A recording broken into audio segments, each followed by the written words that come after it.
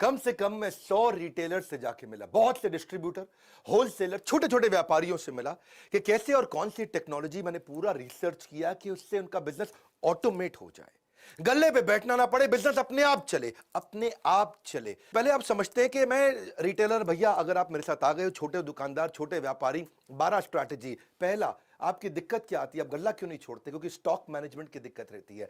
आपके यहां स्टॉक की चोरी होती है, आप स्टॉक का चेक नहीं कर पाते, इसीलिए आपको खुद बैठना पड़ता है, ना परिवार को समय देते हैं, ना घूमने फिरने जाते हैं।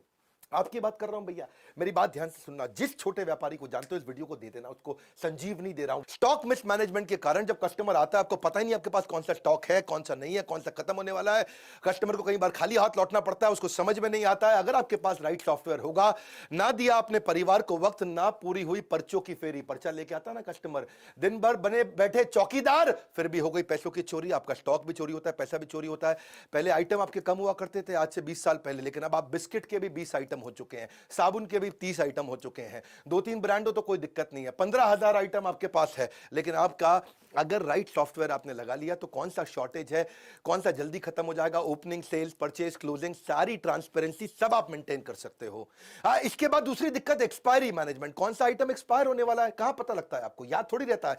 क्या आपका दिमाग इस समय आपका विश्वगुप्त, चंद्रगुप्त, कैसा दिमाग है आपका? मुझे तो समझ में नहीं आता भैया, कैसे एक आदमी याद रख सकता है बिना सॉफ्टवेयर के, कच्चे में काम करता है। सपनों को सच करने का सबसे अच्छा तरीका है जाग जाओ, लॉस को कम करने का यही एक मौका है, जाग जाओ। मेरी बात सुनो, अगर आपने एक्सपायरी मैनेजमेंट, हर चीज एक्सपायर होती है भैया, आज की डेट में मेडिसिन भी एक्सपायर होती है, रबड़ भी एक्सपायर होती है, वेजिटेबल भी एक्सपायर होती है, ह्यूमन की भी एक्सपायरी होती है। और इसको अगर आप समझ गए कि भाई कौन सा आइटम आपका खराब होने वाला है, पीछे पड़ा है, कैसे बेचोगे उसको टाइम से? आप रिकॉर्ड आपके पास रहता नहीं है, फिर जिस सप्लायर से आपने सामान लिया उसको जब वापस करोगे, वो वापस लेगा नहीं, वो कहेगा मेरे से नहीं लिया आपने, किसी और से लिया, इससे नहीं लिया आपने, उससे लिया।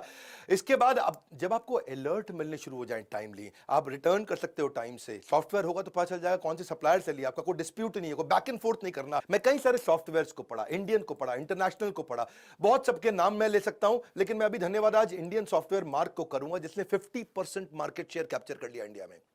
एक पेड़ से शुरू हुई, पेड़ के नीचे से शुरू हुई छोटी सी सॉफ्टवेयर की कंपनी मार्ग ईआरपी, जो कि 5 साल के अंदर बहुत इंप्रोवाइजेशन करके आज 10 लाख कस्टमर, 8,500 सेल्स की टीम, 27 देशों के अंदर 50% मार्केट शेयर, फार्मा का भी, एफएमसीजी का भी पूरा कैप्चर कर लिया। आज 20 बिलियन इनवॉइसेस मार्ग ईआरपी हर साल ट्रांजैक्शन दे रहा है, 7 लाख करोड़ रुपए की ट्रांजैक्शन पर ईयर। तो अगली दिक्कत आती है आपको रैक मैनेजमेंट की। गल्ला क्यों नहीं छोड़ पाते? आपके यहां को रामू शामू है, वो सारे रैक मालूम है, आप बेचारे परेशान। अब रामू आपको पता है क्या करेगा आगे चल के? क्योंकि उसको मालूम है कौन से रैक में क्या सामान रखा है, किस रैक में क्या सामान रखा है, तो आपको ब्लैकमेल भी करता है, आपको धमकी देता है।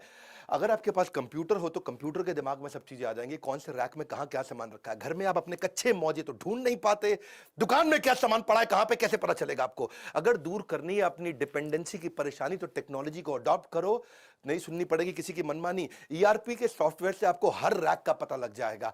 अलर्ट मैनेजमेंट, चौथी चीज, क्विकली, बहुत तेज चलूंगा, मजा आ जाएगा। अलर्ट मैनेजमेंट यानी कि कस्टमर की कौन सी रिक्वायरमेंट बार बार आने वाली है, कौन सी चीज कस्टमर बार बार लेता है। जैसे मान लो आपकी दवाई की दुकान है, diabetes, high blood pressure, cholesterol, कोई हार्ट की प्रॉब्लम है, कोरोनरी आर्टरी डिजीज है, कोई थायराइड है, कोई इनहेलर लेता है, कोई आर्थराइटिस की, कोई अल्जाइमर की, कोई एड्स की, जो दवाइयां बार बार ली जाती हैं, हर हफ्ते लेनी पड़ती है। अगर आपको अलर्ट आ जाए और सॉफ्टवेयर ऐसा हो कि अपने आप उसके मोबाइल पे मैसेज भेज दे कि आपकी दवाई खत्म होने वाली है, कल की आखिरी डोज है, अगली डोज आपके घर भिजवा दें, प्रेस यस, बस आप उसके घर पे भिजवा दोगे दवाई, कोई दिक्कत ही नहीं है। अगर आपके पास ऐसा अलर्ट का सिस्टम आ जाए, ये सॉफ्टवेयर से क्या होगा, आपकी सेल्स आपकी वैसे ही डबल हो जाएगी। बहुत सारे कस्टमर जो देखेंगे यार ये मेरे को अपने आप मैसेज भेज देता है, ये मुझे दवाई का याद दिला देता है, 30-40-50% तो वैसे ही बढ़ जाएगी। नहीं तो वही कस्टमर आपका कॉम्पिटिटर के पास चला जाएगा। अपना केमिस्ट जो होगा ना, एक अच्छा राशन की दुकान वाला होगा, लॉकडाउन के दौरान जो बूढ़े लोग थे बेचारे, जिसने सॉफ्टवेयर लगाए थे ना, वो उनके घर पे सामान डिलीवर करके आया करते थे। मेरी बात समझना, क्योंकि वो बूढ़ा आदमी ना तो टेक्नोलॉजी जानता है, ना वो दुकान के पास जा सकता था। और जिसने ये अलर्ट मैनेजमेंट के सॉफ्टवेयर बना रखे हैं, आजकल टेक्नोलॉजी इजी है, ये मत समझना कुछ भी मुश्किल है। पांचवा लूंगा मैं, बिहेवियर फोरकास्टिंग। आप कस्टमर के बिहेवियर को भी समझ सकते हो। वो आपके पास काउंटर पे आता है सामान इकट्ठा करके, तो आपको ये समझ जाना चाहिए कि अगर वो टूथपेस्ट ले रहा है तो उसको टूथब्रश पूछ लो, शेविंग रेजर ले रहा है शेविंग जेल पूछ लो, कोई अगर किसी चीज का सोया चाप मसाला लेने आया है तो आप उसे सोया चाप पूछ लो, या चाप लेने आया तो मसाला पूछ लो। देखो मैं एक बात समझाता हूं, जैसे आंख का ऑपरेशन करना होता है, आंख के ऑपरेशन में 12 आइटम लगती है, अगर आपकी केमिस्ट की दुकान है, वो 2 आइटम मांगने आया तो आप, या 3 आइटम मांगने आया तो आप उसको पहले ही सजेस्ट कर दोगे, भाई डॉक्टर तुझसे ये बाकी 9 भी मांगेगा, पूछ ले डॉक्टर से, अभी भेज देता हूं।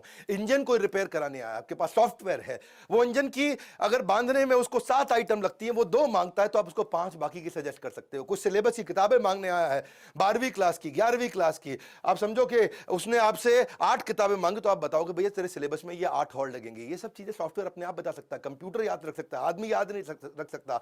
कंप्यूटर एक ही काम को बार बार करने में बोर नहीं होता, इंसान बोर हो जाता है। छठा स्ट्रैटेजी, अगर सही टेक्नोलॉजी अपना लेगा, भैया बहुत सस्ती है टेक्नोलॉजी है, 1000 रुपया महीना पे लग जाती है। जैसे और 1000 रुपया महीना भी क्या जिंदगी भर नहीं देनी है आपको, 1 साल दिया उसके बाद सॉफ्टवेयर फ्री हो जाते हैं। प्रॉफिटेबल पुश सेल समझो आप, जो चीज खराब होने वाली है या जिसमें मार्जिन ज्यादा है, आपका सॉफ्टवेयर आपको बता देगा भाई ये वाली आइटम सजेस्ट कर दो उसको। वो मांगने आया आपसे छज्जू लाल आइटम, आपको पता है छज्जू लाल की जगह मैं रामू लाल आइटम अगर बेच दूंगा तो मुझे मार्जिन ज्यादा मिल जाएगा। कभी रेस्टोरेंट में आप देखो, रेस्टोरेंट में जब जाते हो तो कई बार आपको पता है वो लड़का आकर के वेटर पूछता है, सर हमारे यहाँ की शाही पनीर जबरदस्त है, शाही पनीर ट्राई करो सर। मैं कह रहा हूं बहुत जबरदस्त है, सिग्नेचर डिश है। तो आप कहते हो अच्छा भाई लिया शाही पनीर। पता है उसने क्यों बोली थी आपको शाही पनीर सिग्नेचर डिश है? क्योंकि अंदर से उसको बता दिया गया था भैया खराब होने वाली है, दोपहर की बनी हुई है, रात को सारी निकाल दो। इसका मतलब क्या है, अगर वो खराब हो जाती तो रेस्टोरेंट वाले का धंधा मार्जिन खत्म हो जाता है। ऐसे ही कौन सी आइटम आपकी एक्सपायर होने वाली है, कौन सी आइटम पे मार्जिन ज्यादा है, कौन सी आइटम आपको ज्यादा बेच देनी चाहिए, कौन सी आइटम आपको ट्राई करनी चाहिए बेचने में, ये इसको बोलते हैं प्रॉफिटेबल। प्रॉफिट वाली आइटम को आप पुश करके निकाल सकते हो, एक्सपायरी से पहले निकाल सकते हो। एक इच्छा से कुछ नहीं बदलता है, लेकिन निर्णय से सब कुछ बदल सकता है। आपको ये सोचना चाहिए कि मैं भी टेक्नोलॉजी अडॉप्ट कर सकता हूं। हर छोटे व्यापारी को बदलने वालों में इस देश के अंदर कंप्लायंस मैनेजमेंट, कंप्लायंस पूरा नहीं करता व्यापारी, इसको डर लगता है, जीएसटी का डर लगता है, हर चीज का डर लगता है। पर आपको बता दूं, जब कंप्लायंस के छापे पड़ते हैं वैसे ही आपकी हालत खराब हो जाती है। छोटे छोटे लाइसेंस होते हैं, नारकोटिक ड्रग का, दवाई वालों के लिए स्केड्यूल एस ड्रग का, एल्कोहलिक ड्रग का, अरे जो राशन वाले हैं उनके लिए भी noodle, milk, tea, coffee, bread, shampoo सबके लिए लाइसेंस लगता है, पेस्टिसाइड का, मॉस्किटो स्प्रे का, फ्लोर क्लीनिंग का। रिटेलर के लिए Hajmola, painkiller, lozenges, inhaler, ayurvedic cough syrup, सबके तो लाइसेंस लगते हैं। पूरी जिंदगी इसी डर में बिता देता है भैया आदमी कि मैं कंप्यूटर लगा लूंगा तो काम पक्के में हो जाएगा। मैं आज एक ऐसा कमाल का आपको नंबर समझाता हूं, आपका गेम चेंज हो जाएगा। कच्चे में काम करते हो, पक्के में कर लो, कोई बहुत खर्चा नहीं है। समझो आपने 100 रुपए का सामान पीछे से खरीदा सप्लायर से, 110 रुपए का कस्टमर को बेच दिया। 100 का खरीदा, 110 का कस्टमर को बेच दिया।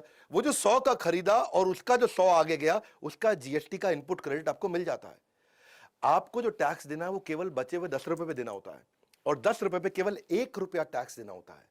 और चक्कर क्या है, 1 रुपया बचाने के चक्कर में तू पहले 110 रुपए भी खराब करता है और अपनी पूरी जिंदगी भी खराब करता है। मेरी बात को समझना, 100 की आइटम आप बाजार से लेकर के कस्टमर को बेचते हो 110 की, तो टैक्स आपको खाली 10 रुपए पे देना होता है। और 10 रुपए पे क्या 1 रुपया देना है। तुमको 110 रुपए में 1 रुपया टैक्स देने में इतनी दिक्कत है, बोरी भर के बैठा है, बोरी के टुकड़ों के लिए रो रहा है, इतना मुश्किल नहीं है। तेरे जीएसटी के कंप्लायंस पूरे हो गए, धंधा पक्के में आ गया। वरना गवर्नमेंट के बहुत इनिशिएटिव है, ई वे का इनिशिएटिव है। आप वैसे भी देखो जीएसटी के चक्कर में आप स्टॉक मेंटेन नहीं करते, एक्सपायरी का आपको टेंशन रहता है, चोरी का टेंशन रहता है, क्योंकि आप पक्के में काम नहीं कर रहे। पक्के में काम कर, घर पे बैठ, बच्चों के साथ बैठ, जिंदगी में घूम, मजे मार, वृंदावन जा, भगवान के नाम का भजन कर, दुबई जा, बीच पे बैठ के लेमोनेड पी, तुझे कोई नहीं रोकेगा। हर धंधे में होगी सिर्फ बचत ही बचत, कंप्यूटर करेगा बिजनेस में आपकी मदद। अगला है कोलैबोरेटिव कॉमर्स। अगर सॉफ्टवेयर बढ़िया है, जैसे मैं मार्ग ईआरपी की बात कर रहा था, मार्ग ईआरपी में तो आपको डिस्ट्रीब्यूटर से कोलैबोरेट कर देगा। डिस्ट्रीब्यूटर, रिटेलर, होलसेलर सारे कोलैबोरेट हो जाते हैं। तुझे कहीं जाने की जरूरत नहीं है। तेरे पास ई रिटेल एप्स होती हैं, ई रिटेल ऐप पे तू किधर भी बैठ करके कौन सा सप्लायर सबसे नजदीक का है, तू यहीं से बटन दबाता है, तेरे पास माल पहुंच जाता है। नियरेस्ट सप्लायर कौन है, सब्स्टिट्यूट किसका कहां मिलता है, प्राइस कंपेरेबल क्या है, कौन तुझको सस्ता दे रहा है, कौन तुझको महंगा दे रहा है, किसमें तेरा मार्जिन ज्यादा है। तुझे करना क्या है भैया, कुछ नहीं करना है। तेरे को हर चीज का, स्टॉक का, रेट का, स्कीम का सब कुछ दिख जाता है। बैठे बैठे ऑर्डर कर, बस तुझे ईआरपी से पुरानी आइटम का कंपेरेबल मिल जाएगा। पहले वाले ने मुझे इतने का दिया, पहले वाले ने मुझे इतने का दिया, रेट क्या है, डिस्काउंट क्या है, स्कीम क्या है, मार्जिन क्या है। इसे बोलते हैं कोलैबोरेटिव कॉमर्स। तू अपने आप कर सकता है, ये सब चीजें बैठ के कर सकता है। पर चक्कर क्या है, तेरे को ना शटर खोलने की आदत है, शटर बंद करने की आदत है। तू बैठ, तेरी जिंदगी खराब हो जाएगी, तू ऐसे ही रहेगा सारी जिंदगी। कब से कह रहा हूं मैं, कोई खर्चा नहीं है टेक्नोलॉजी अडॉप्ट करने में, सिर्फ ढक्कन हटाना है। यहां से ढक्कन हटा, जिंदगी बना, गल्ला छोड़ दे। तू गल्ला छोड़ सकता है। 9वीं स्ट्रैटेजी, गल्ला छोड़ने के लिए क्या, हर आइटम पे बारकोड है, कंप्यूटर लगा ले, बारकोड पे स्कैन कर, कोई दिक्कत ही नहीं है। तुझे डर क्या लगता है कि वो सस्ता बेच देगा, वो चोरी ना कर ले, वो किसी और को ना बेच दे? लेकिन बारकोड बिलिंग से, ईआरपी से तुझे कोई प्रॉब्लम ही नहीं है। उसने बस स्कैन करना है और कुछ रेट याद नहीं करना, कोई स्कीम याद नहीं करना, कोई डिस्काउंट याद नहीं करना। कस्टमर को भी डिलाइट लगता है, कस्टमर को भी लगता है अपनी मर्जी का रेट नहीं लगा रहा, बारकोड से ऑटोमेटिक रेट लग रहा है। क्यों जाते हैं लोग बिग बाजार पे, क्यों जाते हैं लोग डीमार्ट पे? सब बारकोड से हो रहा है वहां। उसको विश्वास आ जाता है, अरे ये मुझको महंगा नहीं देगा जो रेट फिक्स है उसी पे देगा, ठीक ठीक लगा लो, ठीक ठीक लगा लो, वो चक्कर खत्म। कोई चक्कर नहीं, तेरे पास बारकोड है, तुझे गल्ला छोड़ सकता है तू, कोई प्रॉब्लम नहीं है। लेकिन कस्टमर का मन करता है, फ्लर्ट करता है, आज ये आइटम नहीं ये उठा लूं, ये आइटम नहीं ये उठा लूं, उसको पता है सही रेट पे मिलेगा। कस्टमर वापस आकर के अगर कभी सामान भी वापस करेगा, तुझे पता चल जाएगा तेरे बारकोड से निकला है कि सामान के नहीं निकला है। कोई प्रॉब्लम नहीं है, हर चीज का रेट सेट हो जाता है। ओनर गल्ला अपना आराम से छोड़ सकता है। बिग बाजार पे जो लड़का बैठा होता है ना, उसके हाथ में कोई अथॉरिटी नहीं होती, पता है आपको? वो खाली बटन दबा सकता है, गन से कुछ नहीं कर सकता। उसका कोई रिश्तेदार भी आ जाए ना, वो खाली क्वांटिटी डाल सकता है और कुछ नहीं। प्राइस वो नहीं डाल सकता, डिस्काउंट वो नहीं डाल सकता, स्कीम वो नहीं डाल सकता, कुछ वो चेंज नहीं कर सकता। अपना रिश्तेदार आ जाए तो भी वो कुछ चेंज नहीं कर सकता।